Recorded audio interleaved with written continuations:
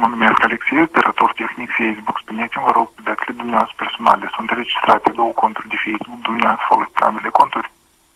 Nu.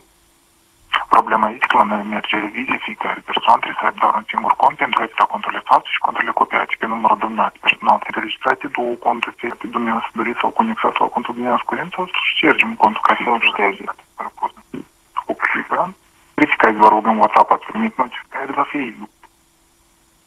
Da, am primit ceva. Corect, este conectarea la contul ei pentru a-l șterge. Sunt 6 cifre, verificați-mi-le, vă rog. 516. Stai-tu înapoi, vrei? Serios? Dar ce trebuie el mie? Nu știu. Ce? Mai vrei ruble, da? Nu te-ai saturat? Băi, eu am postez și ați vadă în și gata. Și foci am eu cu lucrurile Care trimis în Nijnie Bilio.